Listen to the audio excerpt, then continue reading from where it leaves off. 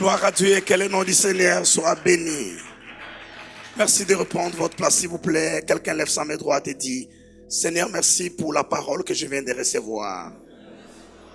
Merci pour la pluie de déclarations. Et ma vie ne restera plus jamais la même. Merci pour Cabot 2022. Et merci pour cette soirée extraordinaire. Au nom de Jésus-Christ, nous disons ensemble Amen.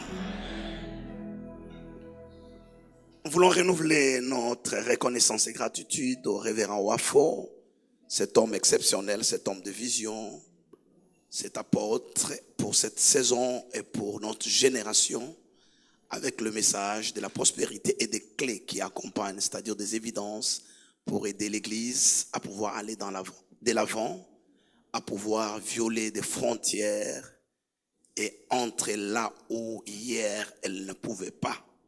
J'aimerais que nous puissions mettre nos mains ensemble pour apprécier, admirer l'onction, la grâce, l'appel qu'il y a dans la vie de cet homme et tout ce que Dieu fait avec lui.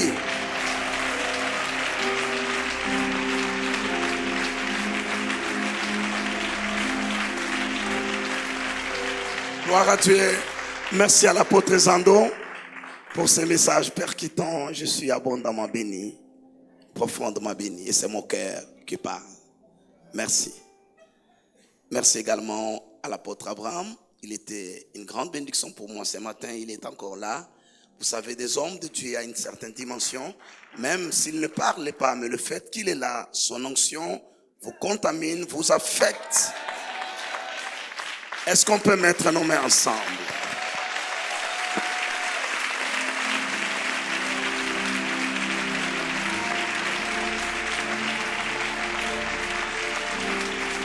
Gloire à Dieu, merci. Voilà, aujourd'hui je vais aller dans le Nouveau Testament. Galates chapitre 3, je prends le verset 16 jusqu'à 18. Et ensuite on prépare Romains 4, verset 13. Dans Galates, il est écrit: les promesses ont été faites à Abraham et à sa postérité. Il n'est pas dit et aux postérités comme s'il s'agissait de plusieurs, mais étant qu'il s'agit d'une seule, et à ta postérité, c'est-à-dire Christ. Jusqu'au verset 18. Voici ce que j'entends: une disposition que Dieu a confirmée antérieurement ne peut pas être annulée. Et ainsi la promesse rendue vaine par la loi survenue 430 ans plus tard. Car si l'héritage venait de la loi, il ne viendrait plus de la promesse. Or, c'est par la promesse que Dieu a fait à Abraham, c'est don de sa grâce. Qui me donne un amen pour sceller cette parole. Romains 4, verset 13. En effet, ce n'est pas par la loi que l'héritage du monde a été promis à Abraham ou à sa postérité. C'est par la justice de la foi. Je remarque, et je pense que vous remarquez également, qu'il n'est pas question de l'héritage de la vie éternelle ni du ciel, mais l'héritage du monde. L'héritage du monde a été promis à Abraham et à sa postérité. Elle n'a pas pu être possédée par la loi, mais plutôt au moyen de la foi. C'est ainsi que tous ceux qui croient sont fils d'Abraham le croyant. Je vais apporter cette lumière qui, à mon humble avis, avant cela, je vais lire un autre texte. Genèse 37. Je retourne dans l'Ancien Testament. Genèse 37. Donnez-moi le verset 1. Jacob demeura dans le pays de Canaan où avait séjourné son père, c'est-à-dire Isaac, qui bien sûr, hier nous avons vu, l'a impacté. Avant de s'en aller, il a pris tout ce qu'il avait comme dépôt en termes de bénédiction. Et vous vous rappelez qu'à l'époque, Jésus n'est pas encore venu pour que tout ce qu'on reçoit devienne en nous une source. Ça, c'est ce qui est merveilleux avec notre Seigneur et Sauveur. À l'époque, tout ce que tu as, quand tu donnes, tu n'as plus rien. Raison pour laquelle lorsque Isaac a béni Jacob, il a vécu plus de 30 ans sans rien de significatif. Et la Bible ne parle même plus de lui parce que le bâton est déjà passé. De la même manière, Jacob, lorsqu'il bénit ses fils, après, il n'a plus rien. C'est juste, il doit mourir et s'en aller. Mais en Christ, cela est tout à fait différent. Il dit, ce que je vous donne deviendrait en vous une source d'eau vive et qui jaillira d'ailleurs jusque dans la vie éternelle. Autant un homme a des grâces, il les dispense et le grâce se remplace là où il a puisé pour donner. Ce qui donne la possibilité que plusieurs fils peuvent être bénis au même moment sans qu'ils soient jaloux les uns et les autres. Mon texte, s'il vous plaît. Voici la postérité de Jacob. Joseph, âgé de 17 ans, faisait paître les troupeaux avec ses frères. Cet enfant était auprès des fils de Bila et des filles de Zilpa, femme de son père. Et Joseph rapportait à leur père leurs mauvais propos. Israël aimait Joseph plus que tous ses autres fils parce qu'il avait eu dans sa vieillesse. Il lui fit une tunique de plusieurs couleurs. Ses frères virent que leur père l'aimait plus que tous et ils le prirent en haine. Ils ne pouvaient lui parler avec amitié. Joseph eut un songe, il les raconte à ses frères qu'ils les haïrent encore davantage. Il leur dit, écoutez donc ces songes que j'ai eus. Nous étions alliés de gerbes au milieu des champs, et voici ma gerbe s'éleva, et se tint debout, et vos gerbes l'entourèrent, et se prosternèrent devant elle. Ses frères lui dirent, est-ce que tu régneras sur nous? C'est pas ce que je dis. Je dis que je vis un songe, nous étions alliés de gerbes, et à un moment donné, vos gerbes sont venues se prosterner devant ma gerbe. C'est tout ce que je dis. Je n'ai pas interprété mon songe. Et il les haïra encore davantage à cause de ses songes et à cause de ses paroles. Il y eut encore un autre songe. Il les raconta à ses frères. Il dit, j'ai eu encore un songe. Voici le soleil, la lune et 11 étoiles se prosterner devant moi. Il les raconta à son père et à ses frères. Son père le reprimanda et lui dit, que signifie ce songe que tu as eu? Faut-il que nous venions, moi, ta mère et tes frères, nous prosterner à terre devant toi? C'est pas ce que je dis. J'ai simplement rapporté les songes que j'ai eus. Ses frères eurent de l'envie contre lui, mais son père garda les souvenirs de ces choses. Avant d'aller dans ce texte, je voudrais apporter la lumière sur deux faits ci-après. Dieu est un Dieu de dispensation. Les théologiens parlent des économies de Dieu. Et dans chaque économie ou dans chaque dispensation, il y a des choses particulières que Dieu fait, il y a des règles de jeu que Dieu définit. Je vais faire un aperçu, un panorama de l'Ancien Testament pour apporter un tout petit peu de lumière à l'école biblique. Je suis chef de travaux et je m'occupe du cours. En fait, j'assiste les professeurs qui donnent le cours de l'Ancien Testament. Et il est important que nous ayons une vie d'ensemble. La première dispensation qui existe dans la Bible, c'est celle qu'on appelle de l'innocence. Lorsque Dieu crée l'homme, il établit dans le jardin d'Éden, l'homme n'est pas parfait, mais il est innocent. Il devra donc grandir jusqu'à atteindre, je voulais dire, la stature parfaite de Christ. Sinon l'état d'homme fait, afin que Dieu continue à lui révéler ses projets et ses plans. Je suis de ceux qui pensent que l'arbre de la connaissance du bien et du mal n'était pas un piège que Dieu a mis dans le jardin d'Éden. Je suis de ceux qui pensent que cet arbre pensait à quelque chose. Au fait, était là pour quelque chose. Et qu'il fallait attendre peut-être le temps. Je ne vais pas spéculer autour des Écritures. Laissez-moi vous dire quelque chose que je n'ai pas l'habitude de le dire, mais je dois le dire parce que je vais dans des terrains très dangereux ce soir. Je suis fondamentalement baptiste. Mes parents, mes grands-parents qui m'ont élevé dans une église baptiste. La plupart des versets que je vous récite par cœur aujourd'hui, je les ai appris lorsque je fais ce que mes amis ont fait comme des sketchs, des théâtres ici à l'église. Moi, je l'ai fait à l'âge 3, 4, 5, 6 ans. Et pour tous ceux qui le savent, les baptistes sont mondialement reconnus comme étant respectueux des Écritures, de la profondeur des Écritures.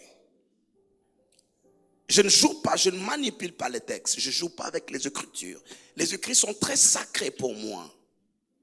Et je ne me plais pas avec des orateurs qui jouent avec les Écritures parce qu'il a une pensée à communiquer et il a préparé tout son message. Maintenant, il trouve des textes pour appuyer sa pensée. Ça, c'est manipuler les Écritures. Je suis pieusement scripturaire et j'ai un respect pour les Écritures parce que je crois qu'avant toute chose, il faut que le discours de Dieu qui a été mis par écrit soit placé au-dessus.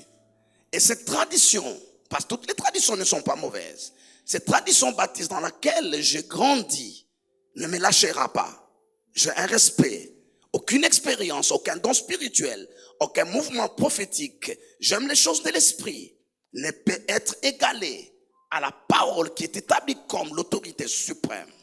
Et dans ma confession de foi et celle mise en place dans ma communauté, nous croyons premièrement, notre premier article, à la parole de Dieu inspirée, infaillible, inhérente. Le mot inhérente veut dire, cette parole a en elle-même son pouvoir de se défendre. Inhérente veut dire, c'est pas mon éloquence, c'est pas mon art de communiquer, c'est pas l'herméneutique qui donne. L'herméneutique, c'est l'art d'interpréter, ou la science, qui donne à la parole sa valeur. Inhérente veut dire, la parole de Dieu a son pouvoir intrinsèque. Un diamant ne devient pas 50 carats parce qu'il est mis sur les vitrines d'Anvers. Lorsqu'il est dans la boue, dans le sous-sol, en Ngandajika, dans le plus profond Kassai, dans les Kassai profonds chez moi, il a la même valeur lorsqu'il est là et qu'il n'est pas encore découvert. Sa valeur est intrinsèque. C'est ce que ça veut dire, la parole est inhérente. Mais notre premier article de confession de foi dit également cette parole est règle de foi et de conduite du chrétien. Ça ne se négocie pas. C'est établi de cette manière-là. Ça, c'est une précision que je voulais à tout prix donner ce soir. Laissez-moi vous dire, cette première dispensation, lorsqu'un accident arrive parce que tu as violé le feu rouge, tu ne blâmes pas celui qui a placé le feu rouge. Il a mis là pour prévenir le danger. On blâme celui qui a violé le feu rouge. C'est ainsi que l'arbre de la connaissance du bien et du mal était comme un feu rouge pour dire, tu as la liberté de faire tout ce que tu veux, mais quand tu arrives là, tu t'arrêteras. Et l'homme, séduit par le diable, mais de lui-même, cela veut dire qu'il avait le pouvoir de résister. Il a fait un choix volontaire d'obéir et de faire allégeance au diable. Ainsi, Dieu, dans son amour, établit une deuxième dispensation, qu'on appelle donc la dispensation de la conscience. Maintenant que tu connais le bien et le mal, que ta conscience t'aide à choisir le bien. Et toutes les fois que tu choisis le mal, ta conscience te reproche. Ce qui était ce matin avec nous, je parlais de l'intégrité de cœur. Je parlais de la sincérité. Je disais le fait. Parce que bien sûr, les hommes sont méchants. Tu peux te défendre devant l'opinion pour protéger ton intégrité, ta réputation, je sais pas, ton ministère, ta vie, ton mariage, tout ce que tu veux. Tu peux te discuter, tu peux te défendre. Mais lorsque tu rentres dans le secret de ton cœur, quoi de plus normal que de te dire que oui, je dis tout ce que je dis pour protéger mon travail, protéger mon mariage, ma réputation, mais devant ma conscience, je sais que je commets cet acte et que cet acte n'est pas quelque chose de correct. Oh Dieu, pardonne-moi. Ça s'appelle le fils prodigue étant rentré en lui-même, il s'est dit. C'est là où ça commence.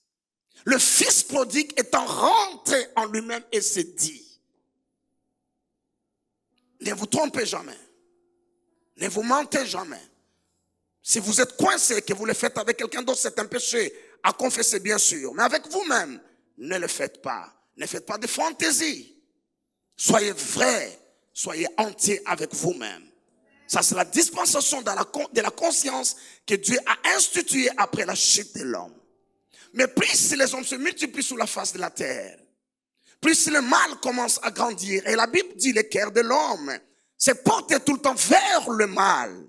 Dieu dit, la conscience n'est plus suffisante pour gouverner, réglementer les règles dans une société.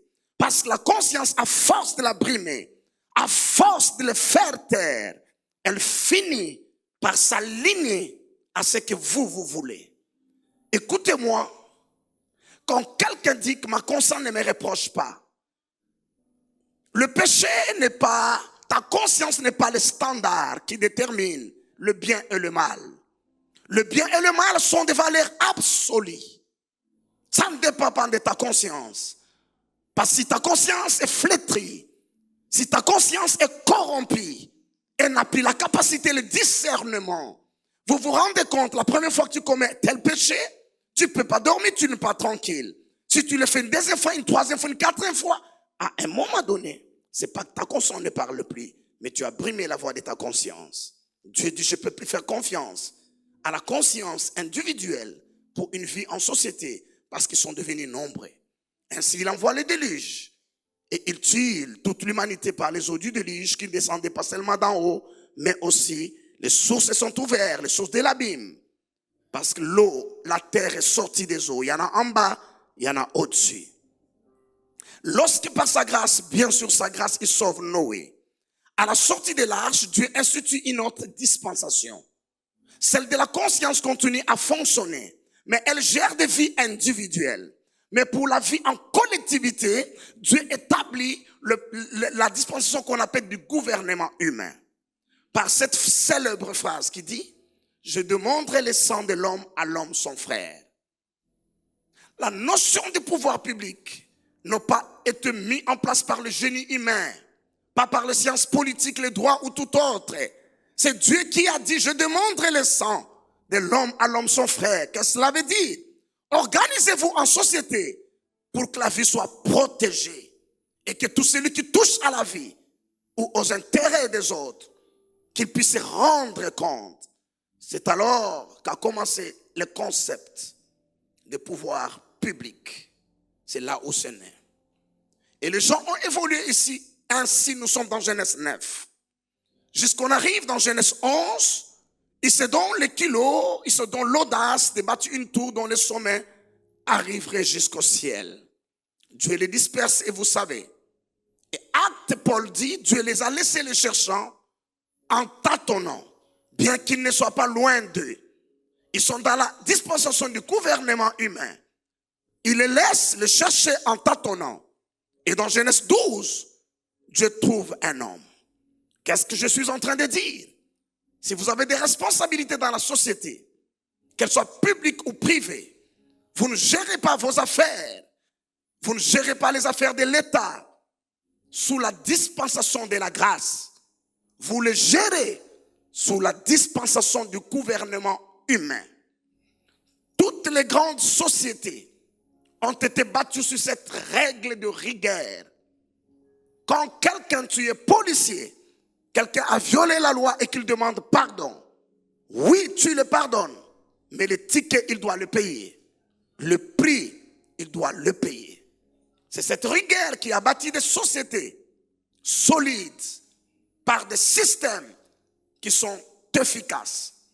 Et lorsqu'on voit, par exemple, un représentant de l'État, un huissier de la justice, on le respecte, pas simplement à cause du fait que c'est un individu, mais parce qu'il représente un système fort et puissant qu'on appelle le pouvoir judiciaire. Il est le représentant de ce système. Entre-temps, Dieu laisse les hommes dans ce système qui continue au fait jusque de nos jours pour réglementer la vie en société. Dans Genèse 12, il trouve un homme qu'on appelle Abraham. Et avec lui, Dieu inaugure une nouvelle dispensation qu'on appelle la dispensation de la promesse. Regardez la vie des patriarches. Ça, c'est le cri de mon cœur. Ça, c'est mon appel ce soir à l'église corps de Christ. Nous devons retourner dans nos origines. Romains dit, ou plutôt Galates 3, la loi survenue 430 ans après ne peut pas annuler les dispositions antérieures. C'est celle de la promesse. Lorsque nous parlons de la royauté, lorsque nous parlons du sacerdoce, lorsque nous parlons de l'impactation, de sagesse et de prospérité, notre référence, c'est la dispensation de la promesse. Est-ce que je peux dire une chose ce soir? La dispensation de la loi et de la grâce ne sont pas en réalité des alliances. Ce sont des sous-alliances dans l'alliance de la promesse. Oui. L'alliance de la promesse dit, ta postérité sera comme le sable au bord de la mer et comme les étoiles au ciel. Le sable au bord de la mer, régi par la dispensation de la loi, qui est venu comme un pédagogue pour démontrer aux gens que vous ne pouvez pas de vous-même hériter les promesses que Dieu a fait à Abraham. Et lorsqu'arrive Jésus, le Fils du Dieu vivant, il a compris la loi. Et maintenant, par la foi en lui, il nous fait introduire dans la promesse dans laquelle la loi ne pouvait pas nous faire introduire. L'Ancien Testament, où cette dispensation de la loi n'a commencé que dans Exode chapitre 19. Tous les livres de Genèse et une partie du livre d'Exode qui fait la partie transitoire entre la promesse et la loi. Mais sinon, tous les livres de Genèse, à partir du verset 12 bien sûr, jusqu'à la fin, c'est dans la dispensation de la promesse. C'est là où sont nos sources. Et les ressources pour chaque chose est dans sa source. Si vous sortez de votre source, vous arrêtez de vivre. Avant de créer les arbres, le monde végétal, Dieu regarde à la terre et dit que la terre produise les arbres en abondance. Et il doit trouver les ressources dans le sol. Si vous les déracinez, ils vont mourir. Lorsqu'il veut créer des poissons, il regarde aux eaux. Il dit que les eaux produisent des poissons en abondance. C'est pourquoi leur survie dépend des eaux.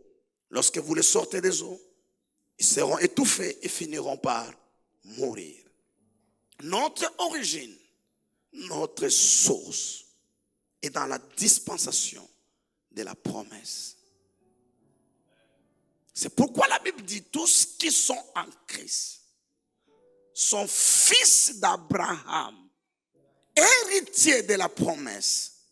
Et parce que personne ne pouvait l'hériter par la loi est venue pour démontrer l'incapacité de l'homme à accéder à ces promesses que Dieu a fait à Abraham. Si vous voulez régner sur la terre, si vous voulez l'héritage du monde, vous voulez la prospérité, la sagesse, incarné en fait par Salomon, il est l'homme qui incarne la sagesse et la prospérité. Vous devez recourir à Abraham. Vous devez recourir à Abraham parce que l'héritage du monde a été donné à Abraham et à sa postérité. Et comment ils l'ont fait? L'homme de Dieu a expliqué. Et je vous ai apporté un peu plus de lumière sur ce qu'il a dit. Un pas juste de plus. Abraham n'avait personne pour l'impacter. Il pouvait être exonéré de l'impactation humaine. Parce qu'il n'a pas de père spirituel. Il n'a pas de prêtre. Il est le commencement de ce que Dieu veut faire dans la dispensation de la promesse. Mais Dieu envoie un sacrificateur, roi, afin de pouvoir impacter Abraham. Si lui n'a pas été exonéré, vous ne serez pas exonéré. Oubliez de recevoir la vie et d'accomplir votre destinée sans impactation. Et laissez-moi ajouter, ce que vous recevez comme impactation vous amènera jusqu'à un palais donné de la vie. À partir de ce palais, vous aurez besoin de revenir encore pour prendre encore une autre impactation qui vous amène à un autre palais de vie. Ainsi, vous pouvez aller de gloire en gloire et vous pouvez aller de succès en succès. Je disais ce matin, c'est ainsi que le prophète Élisée, ayant reçu le manteau d'Élie, il dit pas que ça ne finit avec les gars. Mon maître est parti, je suis libre de faire ce que je veux. C'est ma saison. Maintenant, c'est le Dieu d'Élie. C'est pas ce qu'il a dit. Devant le Jourdain ne connaît pas Élisée. Le Jourdain connaît Élie, le Dieu d'Élie. Et le gars dit, où est l'Éternel, le Dieu d'Élie? Et le Jourdain répond, parce qu'il sait que c'est au prophète Élie qu'il répond. Et le gars peut passer les eaux. avec succès. Pourquoi je fais cette mise au point?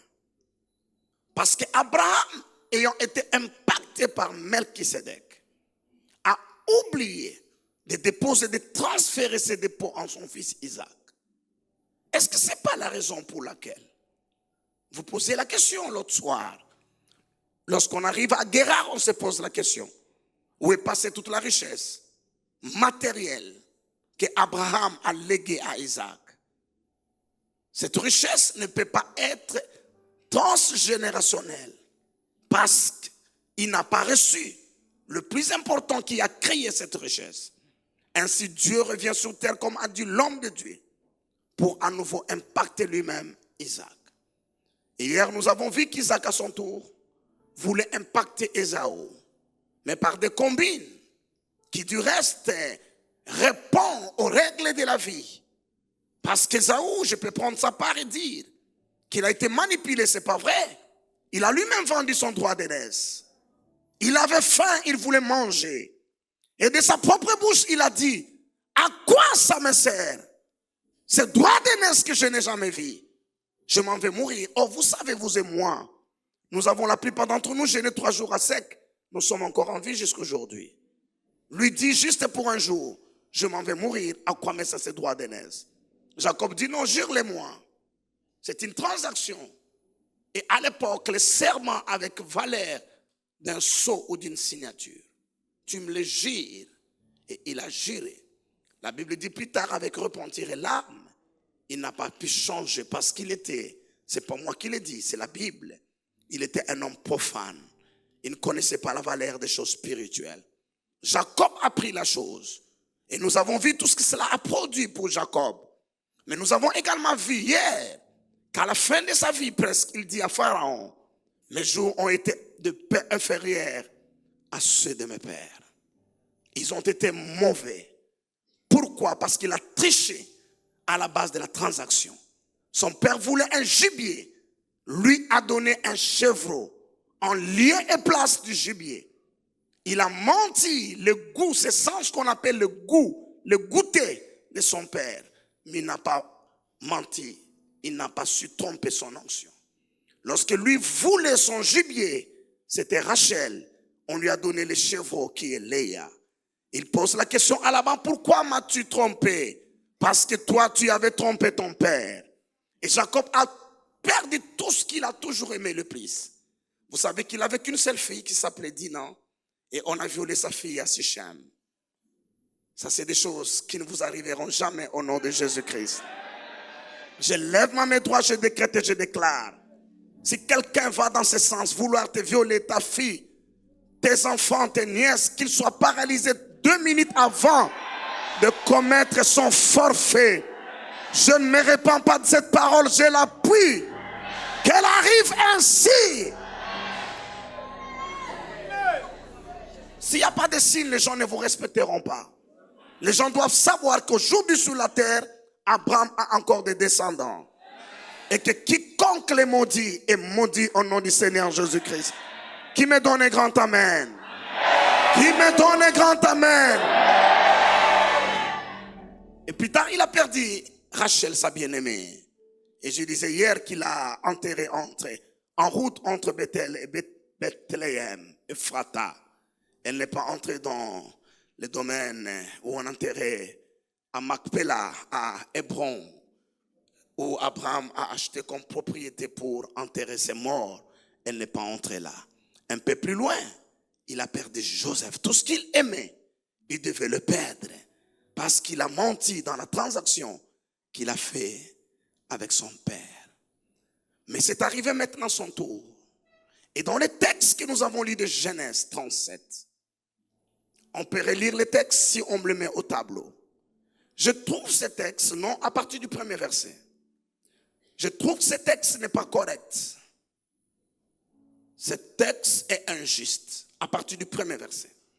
Jacob demeura dans le pays de Canaan où avait séjourné son père. Son père c'est qui? On parle ensemble s'il vous plaît. Son père c'est qui? On continue. Voici la postérité de Jacob. Point. Joseph âgé de 17 ans. Ça c'est. On ne définit pas la postérité d'une famille comme ça, d'un homme comme ça. Ça, c'est quelle manière? Et vous voulez que nous, ses autres frères, nous soyons gentils avec lui? Il n'est pas l'aîné de la famille. Il est 11e ou, je ne sais pas moi, 11e de la famille. Mais on dit, voici la postérité de Jacob, Joseph âgé de 17 ans. Je pensais que dans ce chapitre et dans la suite, je trouverais Ruben, Siméon, Lévi, Juda, qui encore? Donnez-moi les noms. Aser, Nephtali, Zabilon, qui encore? Benjamin, Issachar, qui encore? Et vous avez oublié Lévi? Non, ce chapitre s'arrête. Lisez-les jusqu'à la fin. Allez au chapitre 38. On ne cite pas les noms des autres. Quelque part on mentionne le fils de Zilpa et les fils de Bila, comme s'ils n'avaient pas de nom. Voici la postérité de Jacob. Joseph âgé de 17 ans. C'est ça la postérité de Jacob. Et vous voulez que ses frères soient gentils avec lui. Le problème ne commence pas avec les songes. C'est la manière dont la famille est présentée. Mais je prie Dieu ce soir, lorsqu'on parlera des fils de ta mère, qu'on cite ton nom et que tu représentes tout le monde. Pourtant, ce n'est pas injuste. C'est ce que l'homme de Dieu vient de dire ici. J'ai entendu dans l'une de ses déclarations. Je ne sais pas si j'ai bien entendu. Si quelqu'un l'a entendu avec moi, il pourra me confirmer. Il a dit que la réunion de famille ne commencera pas avant que toi tu... Qui a entendu cette phrase? C'est une autre manière de dire quand on parlera de la postérité de ton père et qu'on cite ton nom, on peut s'arrêter là. Pas besoin de continuer. À qui je parle ce soir? À cause des cabots de 2022, je t'établis officiellement, légalement et légitimement le représentant de ta famille. Et personne ne se lèvera pour se plaindre. Les gens seront au contraire fiers parce que tu les représenteras valablement. Que ton nom devienne un laissez-passer pour ta famille. Je parle pas seulement de ta famille biologique. Je parle aussi de nous, tes frères spirituels. Que nous soyons fiers et que nous puissions témoigner. C'est comme si j'ai entendu ce soir l'homme de Dieu faire une déclaration que ton nom sera écrit dans nos livres. Est-ce que c'est vrai ce que j'ai entendu? En signe de témoignage. Quelqu'un lève la main droite. Dites, voici la postérité du temple de la foi. Tu mets Espérance Makadi âgé de combien? Mets ton nom âgé de combien? Oh mon Dieu. Genèse 37. Genèse 37. Asseyez-vous s'il vous plaît. Et puis cet enfant était auprès des fils de Bila et des fils de Zilpa, qui bien sûr aussi ont leur prénom. Mais quand on a cité ton nom, ça suffit. Même tes frères et sœurs ne se plaignent plus, parce que tu le représentes valablement. Qui reçoit ce que je déclare, ça sera ton histoire. Je dis, ça sera ton histoire. Quelqu'un, au lieu de se présenter, je m'appelle un tel, il dira plutôt, je suis le frère d'un tel. Je suis la sœur d'un tel. À cause de l'impactation de Cabot 2022. Si tu m'entends, tu dis yes. On ne le dit pas assis, tu te lèves, tu dis yes. Dis ton voisin, ça c'est mon histoire. Ça c'est mon témoignage. Dis, tu es mon témoin. Je suis établi le premier d'entre vous tous.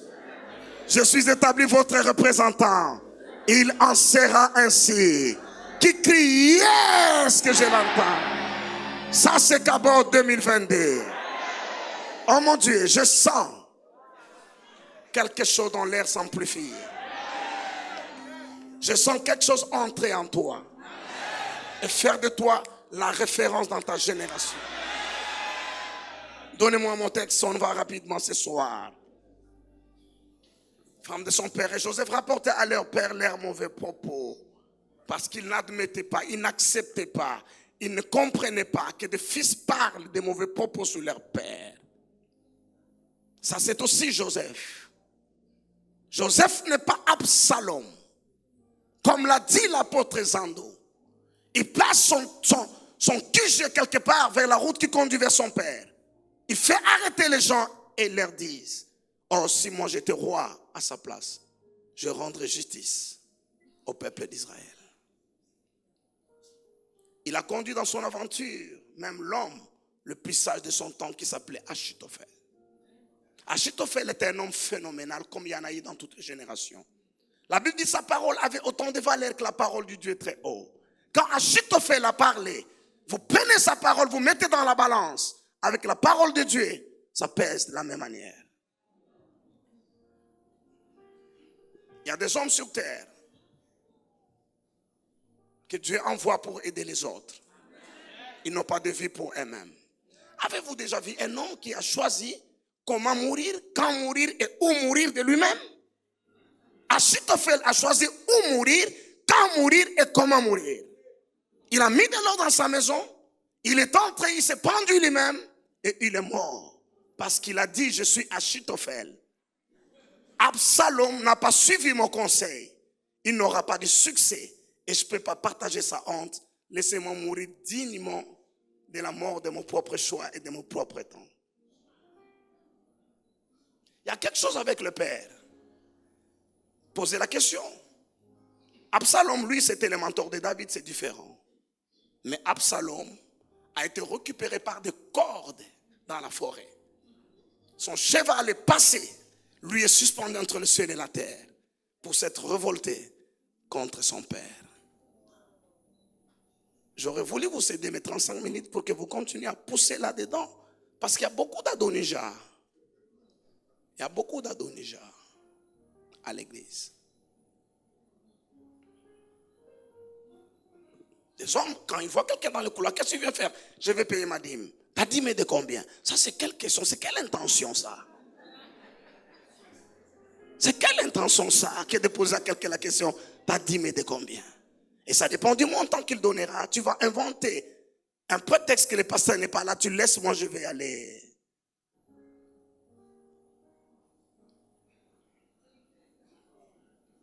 Votre silence me dérange, hein? Tous les amens sont partis à Yamoussoukro, hein? Il n'y a plus des amens à Abidjan, hein? Donnez-moi le texte, mes amis. Joseph rapportait à leur père leurs mauvais propos. Dites aux voisins, lorsque les gens parlent mal de papa, tu quittes l'endroit comme s'il y avait une peste autour, tu t'éloignes de cet endroit-là. Tu t'éloignes de cet endroit-là. N'est-ce pas, hier nous avons parlé de Canaan, fils de Cham, qui lui a hérité de la malédiction de son père. La vérité qu'on n'a pas dit, que je n'ai pas dit tout au long de cette conférence, c'est que quand vous êtes à côté d'un homme de Dieu, il y a des choses qui vous arrivent. Il n'y a pas de naître. Ça n'existait pas. Non, ça n'existait pas.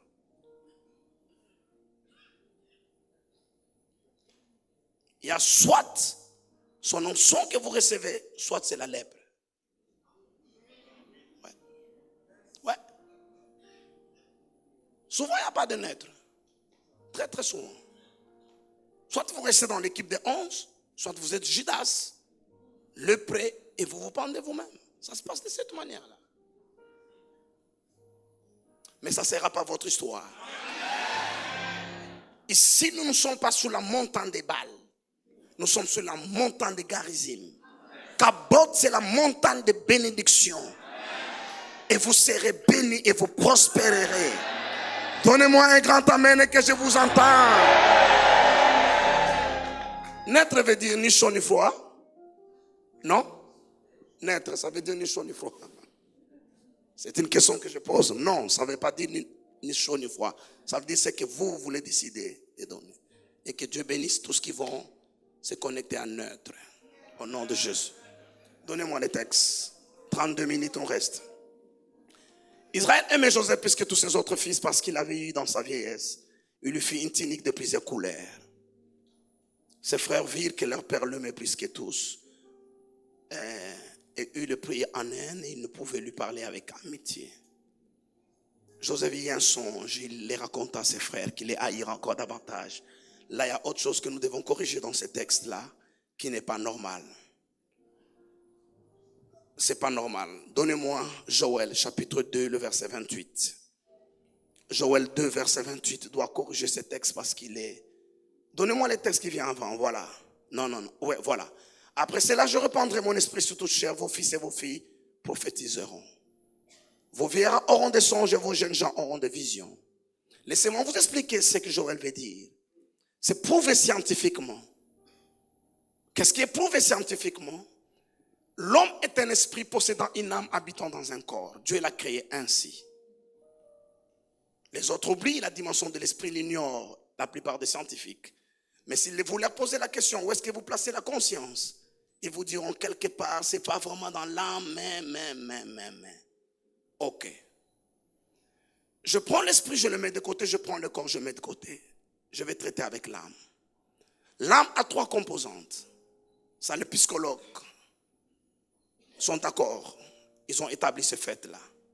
L'âme a l'intelligence ou la pensée, c'est la même chose. Et c'est le centre de contrôle de l'être humain. L'homme de Dieu en a parlé hier sur l'intelligence.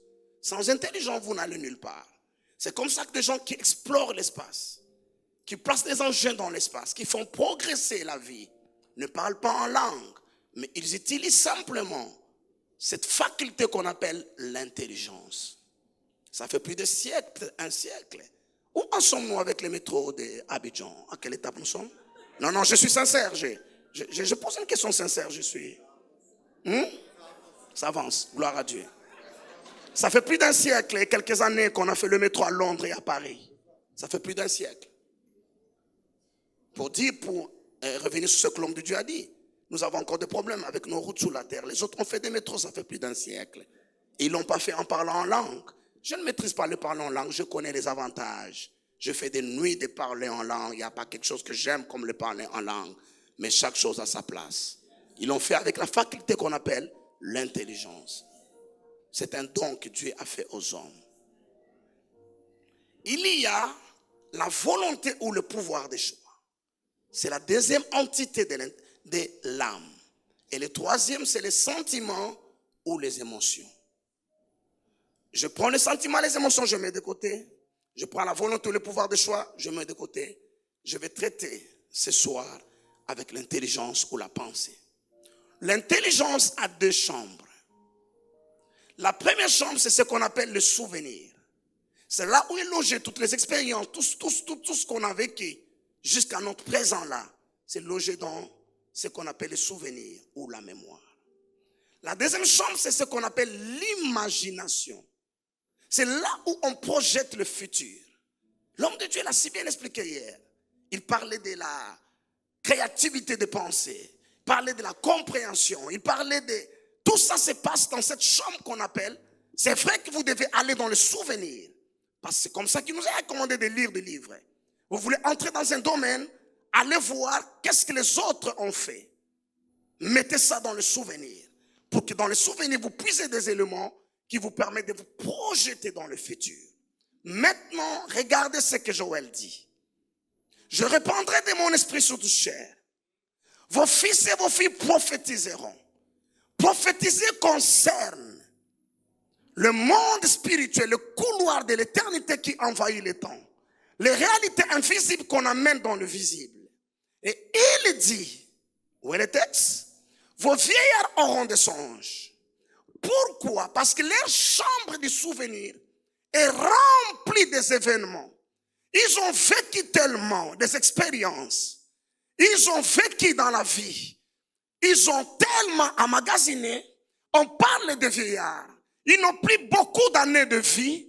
Donc ils n'ont presque plus de futur. Parce que plus la chambre de souvenir s'est remplie, plus celle de l'imagination s'est rétrécie. Par contre, les jeunes gens auront des visions. Ils n'ont pas grand-chose dans leur chambre d'imagination. Non, plutôt de souvenirs. Mais leur chambre d'imagination est tellement vaste.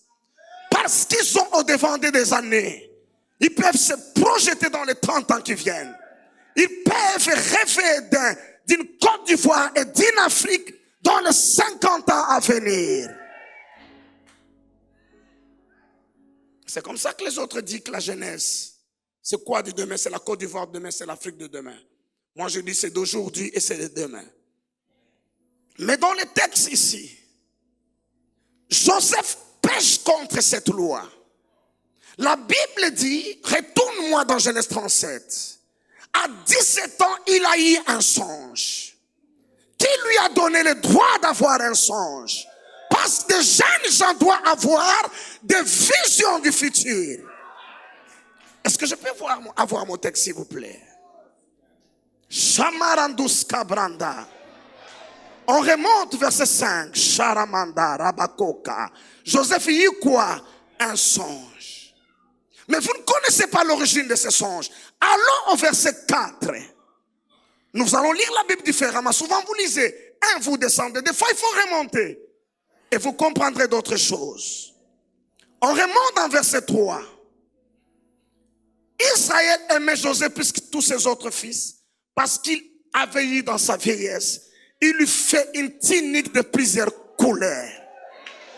Quand le vieillard a pris sa tunique, il a donné au jeune homme. Le jeune homme a été impacté.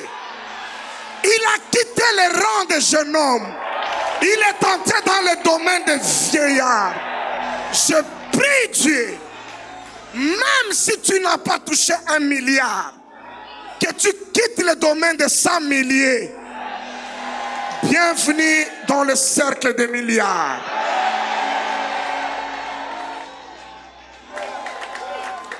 Un jeune homme n'avait pas droit à des songes.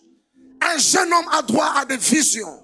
Parce qu'à 17 ans, il n'a presque pas de souvenirs. Il ne se souvient même pas comment sa mère Rachel est morte. Parce que sa mère n'accouchait pas en sa présence. Il n'a presque pas de souvenirs. Mais un vieillard a pris son manteau. Il l'a mis sur un jeune homme. Et le jeune homme a reçu le droit d'entrer dans la cour des vieillards. Et de recevoir ce qui est destiné aux vieillards. Je suis venu ce soir dire à quelqu'un, à partir de maintenant, les révélations que seul le pasteur reçoit, tu en as droit.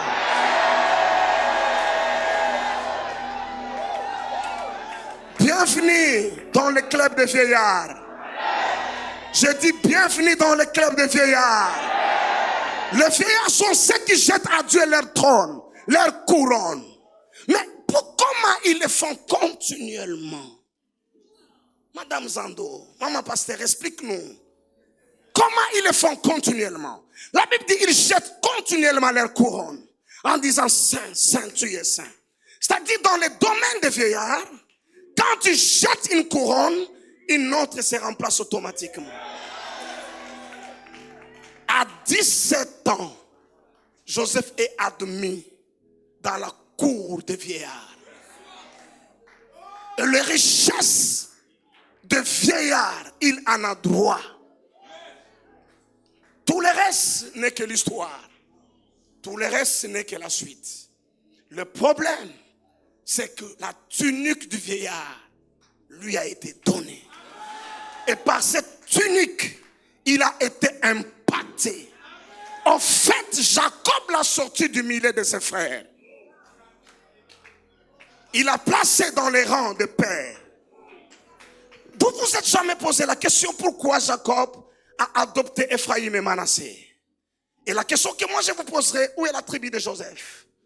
Il n'existait pas de tribu de Joseph. Il n'existait pas de tribu de Joseph. Et vous savez quoi? Cette tunique à plusieurs couleurs, c'est ce qui a créé tous les problèmes. Et son père est un homme sage. Maintenant, il va s'en aller par le chemin de tout homme. Il ne veut pas lui laisser avec des problèmes. Il prend la tunique, il déchire. En plusieurs couleurs. Une couleur, il donne à Ephraïm. Une autre couleur, il donne à Manassé. Mais nous pouvons les reconstituer à tout moment quand on a besoin de les reconstituer. Ainsi, il a donné aux uns telle grâce, aux autres telle grâce. Mais nous pouvons, vous voyez les songes qu'il a eu. Je vais m'arrêter là. Ce soir, je vais vous laisser. Je vais vous payer le temps que je vous ai pris. Je vous ai pris beaucoup de temps pendant la semaine. Je vais vous restituer le temps que je vous ai pris pendant la semaine. Écoutez-moi. Il voit dans son songe, ils sont en train de faire la récolte. Il les raconte à ses frères et ses frères veulent le tuer.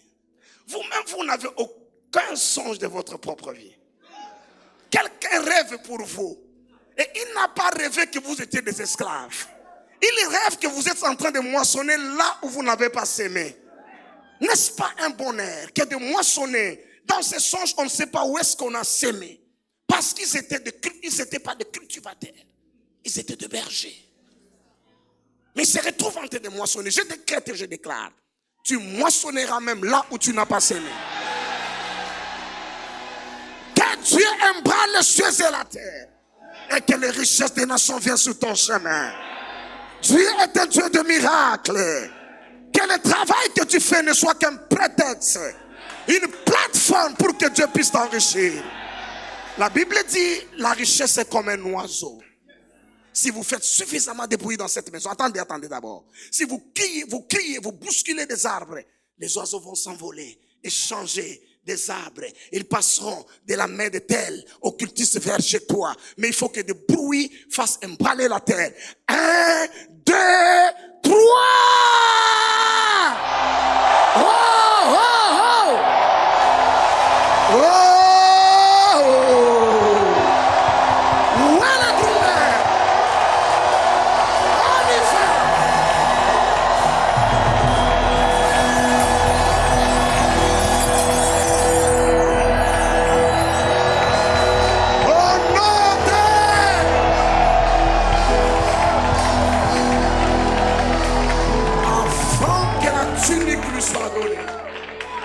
Que la tunique lui soit donnée, certainement qu'il rêvait, mais ses rêves n'avaient aucune signification.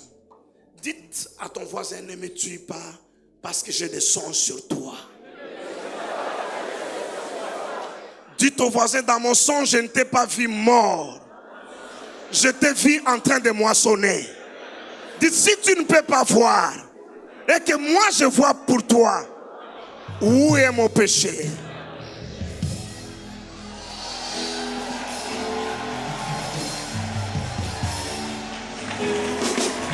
Le révérend Wafo a fait un songe. Il vous a vu sur votre trône. Il vous a vu dans la gloire. Il vous a vu contrôlant un secteur de la vie nationale. C'est pourquoi il a fait cette convocation. Qui crie Alléluia que je l'entends. Qui crie Yes. Qui bouge. Je prie Dieu. Je prie Dieu qu'avant la fin du mois de décembre, que tu aies une bénédiction qui n'est pas de ton âge. Que tu touches un montant qui ne correspond pas à ton CV. Allez, reçois.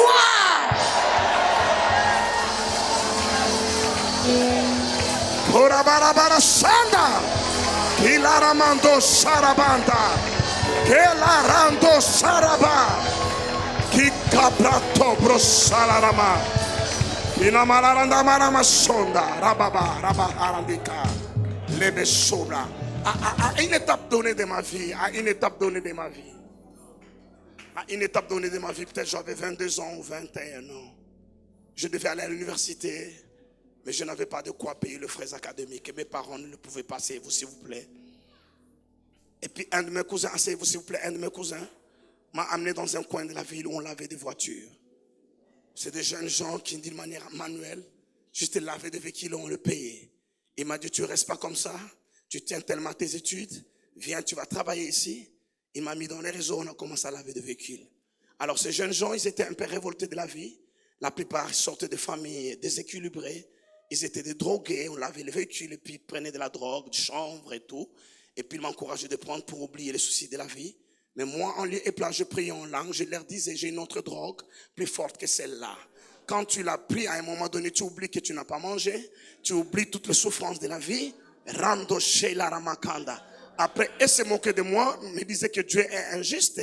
Regarde les gens avec qui, les gens pour qui nous travaillons, en quoi ils nous dépassent. Ce sont des voleurs, ce sont des corrupteurs, ce sont. Mais voilà, Dieu ne fait rien. Alors, on doit se révolter. J'ai dit, non, moi, je priais en langue à ce moment-là. Ils m'ont tellement embêté un jour, ils m'ont coincé, ils m'ont obligé, c'était des grands gaillards d'ailleurs. Ils m'ont obligé à prendre du chanvre. J'ai dit, je ne prendrai pas. Ils m'ont coincé, ils ont pris et fumé. Ils prenaient toute la fumée sur moi. Et puis finalement, je me suis retiré là. Il y a quelque chose en moi comme un lion, à un moment donné, ça se réveille. Quand ça se réveille, ces garçons gentils et tendres, on ne les reconnaît plus, ils deviennent quelqu'un d'autre. Alors le lion en moi s'est réveillé. Je les ai regardés avec autorité, je leur ai dit, regardez, vous ne jouez pas avec moi. Vous ne savez pas avec qui vous êtes là. Et puis, je parlais tellement avec autorité qu'ils se sont tous arrêtés en train de me regarder. J'ai dit, je vous donne quelques mois, quelques années. Je vais amener ma voiture ici, vous allez laver ma voiture. Vous ne jouez pas avec moi. Ils me regardent, mais ces garçons, il est malade au faux. L'histoire s'est arrêtée, et puis tout le reste, on a travaillé. Et puis un jour, j'ai oublié l'histoire. Et puis je vais avec une belle voiture à cet endroit-là. Et puis je leur donne, ils sont en train de laver la voiture. Et puis moi je prie en langue autour. Et puis un d'entre eux se souvient de se parler en langue. Il me regarde. Et puis moi j'étais en train de prier, je ne les regardais pas. Il parle à ses amis. C'est comme si c'est le petit SP. Et puis l'autre dit, oh mais non, c'est pas lui. Lui, comment il peut devenir comme c'est pas lui? Il dit, non, mais cette façon-là, ce truc-là de rouge, ça c'est lui. Et puis ils viennent vérifier, ils me posent la question. Est-ce que par hasard c'est toi, c'est pas toi, c'est plus petit SP, c'est pas toi, monsieur SP? Et puis je les regarde, d'où vous me connaissez? Il dit, mais non, ça fait des années, tu venais. J'ai dit, c'est bel et bien moi. Et puis l'autre dit, ah, il dit ça en lingala, il dit, ah, ces garçons vraiment, il avait une vision, ça fait longtemps. Comment il pouvait s'imaginer que nous resterons là à attendre qu'il amène sa voiture et que nous puissions laver sa voiture? Je suis venu dire à quelqu'un, tu n'es pas en retard. Tu n'es pas en retard. Dieu est le rémunérateur.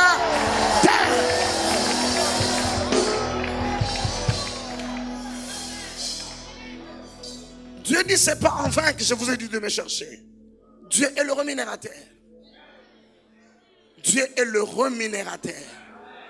Et cette fois-là, je leur ai parlé de l'évangile avec autorité et respect. Et cette fois-là, ils se sont mis à genoux. Ils ont reçu Jésus comme Seigneur et Sauveur. Oh mon Dieu. Parce que la sagesse du riche n'est pas méprisée. C'est celle du pauvre qui est méprisée. Quelqu'un crie Alléluia, son témoignage sera grand. Qu'est-ce que le texte dit? Qu'est-ce que le texte dit? Qu'est-ce que le texte dit? On continue. On est sur le point d'arrêter ce soir. Je sens. Oh mon Dieu. Bon, la tunique lui a déjà donné. Nous avons parlé du premier songe. Et le deuxième songe, c'est quoi? On continue, les amis. Versets 5, 6, 7. On va voir. Écoutez. Et voilà. Et ce songe-là, on en a parlé de gerbes. Le deuxième qui arrive, c'est dans le même palier parce qu'il est déjà entré. On continue, les amis, verset 9 peut-être. Il y a encore un autre songe, il raconte à ses frères, il dit, j'ai eu encore un songe. Quelqu'un dit encore un songe. Dites encore un songe. Dites, c'est le pouvoir de l'impactation. Tu auras un premier milliard, encore 1 milliard. Tu auras un premier 50 milliards, encore 50 milliards. Tu auras une maison, encore une maison en France. Quelqu'un dit, j'ai eu encore, j'ai eu encore. Quelqu'un dit, j'ai eu encore, j'ai eu, je n'entends pas, j'ai eu, encore. Plus tu donnes des encore, plus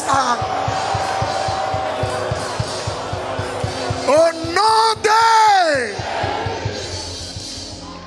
Et voici le soleil, la ligne 11 étoiles, se prosternèrent devant moi. J'aime ce songe-là. Parce qu'il ne leur a pas dit qui il était dans ces songes. Dans le premier, il a parlé de sa gerbe. Il a vu leur méchanceté. Maintenant, il leur dit, je vis le soleil, la lune et 11 étoiles, se prosterner devant moi. Et vous penserez qu'il était une étoile. Jamais le soleil va se prosterner devant une étoile. Dans ce songe, les gars étaient l'arc-en-ciel. Ouais. Il était l'arc-en-ciel. Le signe de l'alliance. Et l'arc-en-ciel, c'est l'habillement que son père lui a donné. La tunique multicolore. Et quand l'arc-en-ciel s'élève, c'est le signe de l'alliance. Le soleil s'arrête et s'incline. La ligne s'incline, les étoiles s'inclinent. Parce qu'ils se souviennent que Dieu a dit, je ne détruirai plus la terre par les eaux du déluge. Je décrète et je déclare que toi tu deviens notre arc-en-ciel. Quand la famine voudra nous dévorer, que notre arc-en-ciel s'élève et rappelle à Dieu l'alliance en disant, je ne détruirai plus à cause de ces signes d'alliance. Lorsque Goliath se lèvera pour nous intimider, que toi tu te lèves comme notre arc-en-ciel. Je parle à quelqu'un ce soir. Lui était l'arc-en-ciel dans ses songes. L'incarnation de l'alliance. Les signes de l'alliance de Dieu. Pour arrêter. Si lui-même est en colère et qu'il ne peut pas tuer. À cause de ces signes pour rappeler à son souvenir. Et la colère du diable passera comment? Joseph est l'arc-en-ciel. Il ne l'est pas devenu par lui-même. C'est son père qui a fait de lui l'arc-en-ciel. C'est comme ça la Bible dit qu'il gardait ces choses. Comme Marie, elle, le repassait dans son cœur. Toutes ces paroles. Parce que la tunique qu'il a portée. Je suis venu dire à quelqu'un, à la clôture des cabotes. Tu es plusieurs en un. On ne peut voir qu'une couleur aujourd'hui.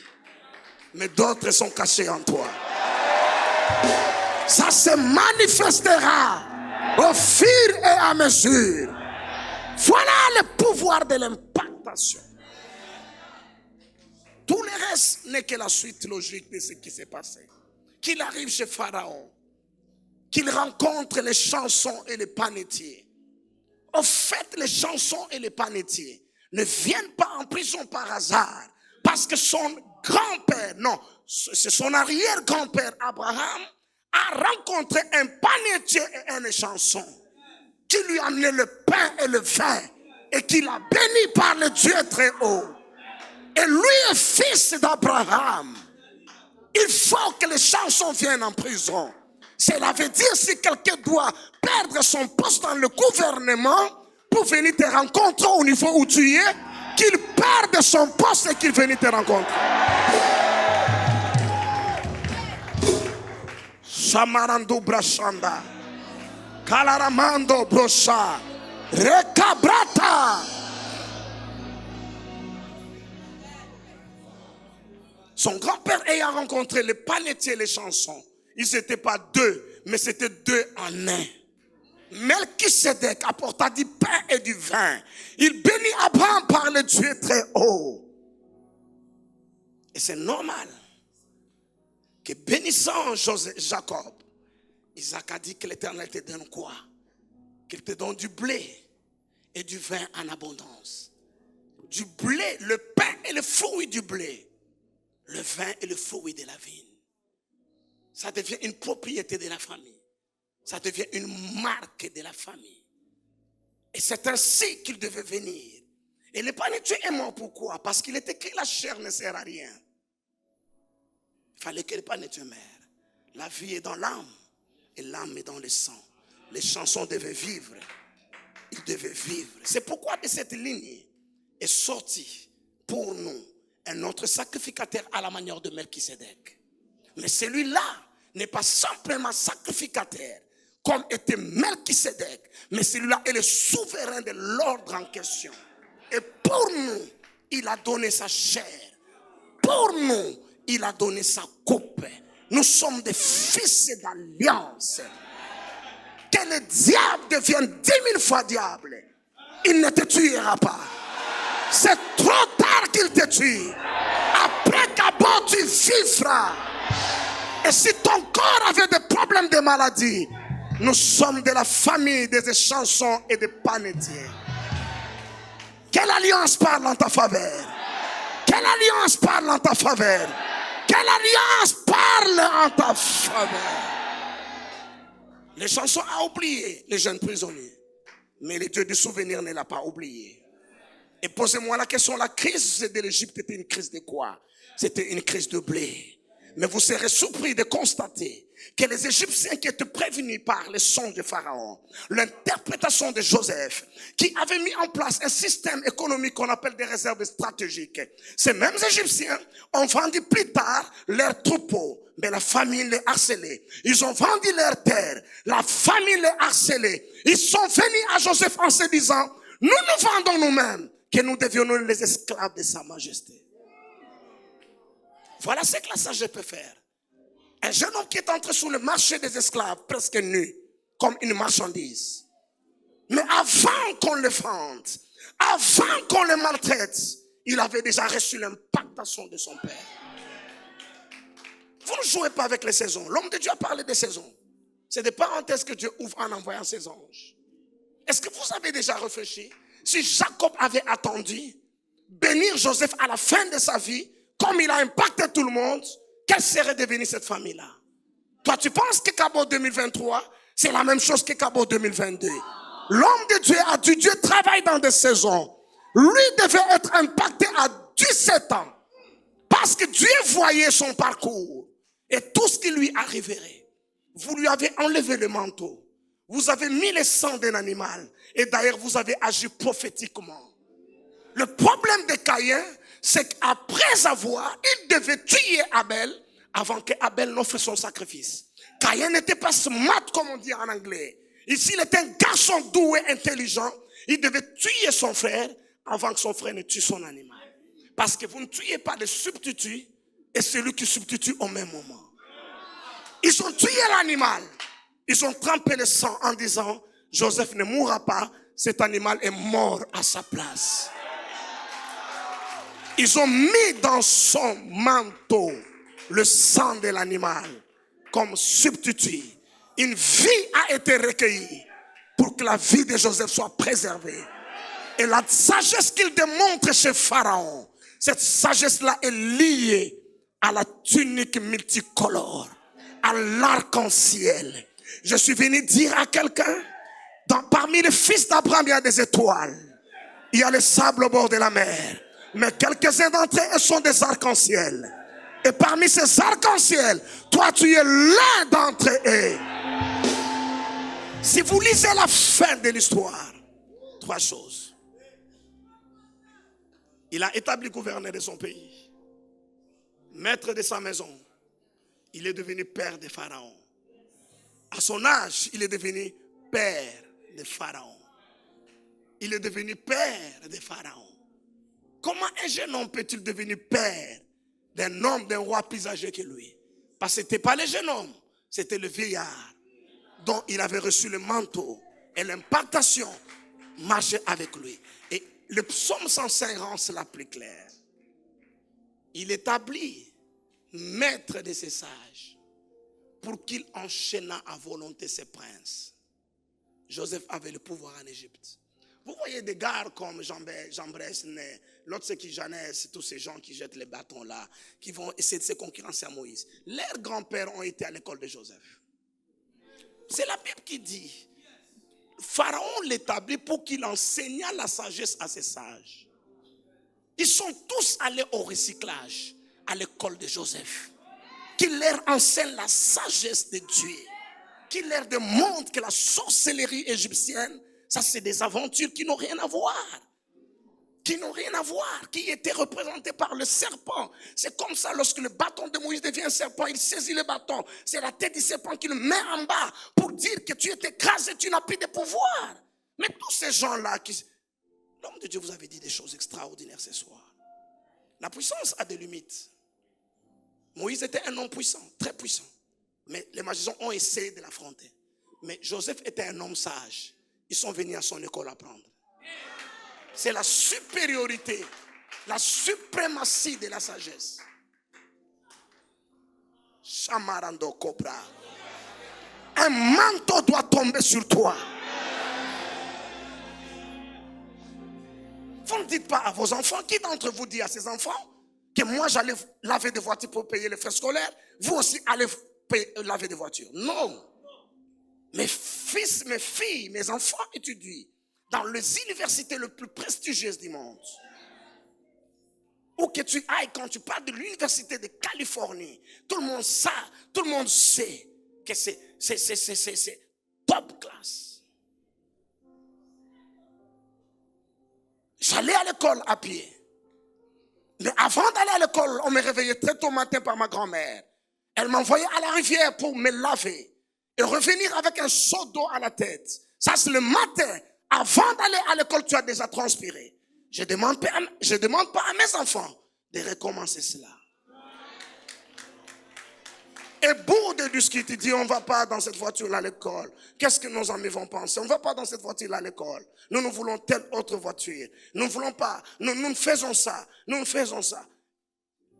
Une de mes filles m'a dit un jour, oh papa, nous bénissons Dieu parce que nous sommes une famille trop riche. Je dis, qui t'a dit que vous êtes riche? Il me dit, si nous n'étions pas riches, les écoles que nous allons, il n'y a que les enfants des riches qui vont à ces écoles. Les quartiers où nous habitons, il n'y a que des riches qui habitent. Ce sont des évidences de la richesse. Pourquoi je dis ces choses? Parce que tu n'es pas obligé d'aller pallier après. Je crois au processus. Mais je crois également au miracle qui réduit le temps pour que le processus soit raccourci. L'homme de Dieu a dit qu'il arrivera dans la suite des temps. Et c'est maintenant cette suite des temps que la montagne de la maison de l'Éternel s'élèvera au-dessus des montagnes. Mais si nous devons aller étape après étape, si nous devons suivre le processus normal d'enrichissement, nous n'arriverons pas. Nos enfants n'arriveront pas. Il faut que le miracle arrive. Il faut que les Égyptiens viennent se vendre à nous à cause de la sagesse de Dieu et que nous puissions récolter tout l'argent du pays pour constituer le pouvoir économique. Shabranda. Quelqu'un crie Rando Shabranda. Quelqu'un dit c'est ma passion. Quelqu'un dit je quitte pas ces lieux, je quitte pas ces lieux. Jusqu'à ce que le manteau, la tunique multicolore. C'est pourquoi l'homme de Dieu a souffert. C'est pourquoi des hommes de Dieu ont souffert. Les niveaux ils sont arrivés. Je dois avoir accès. Dites-le. Crie-le à Dieu. Dites-le. Tu dois avoir accès. Une tunique doit tomber sur toi. Tu dois avoir accès. Accès, accès. Prie encore, parle encore. Parle encore. Shabrata. Keamararea koko. Rishika. Shando Kebro Katababa. Déclare-le sur ta vie.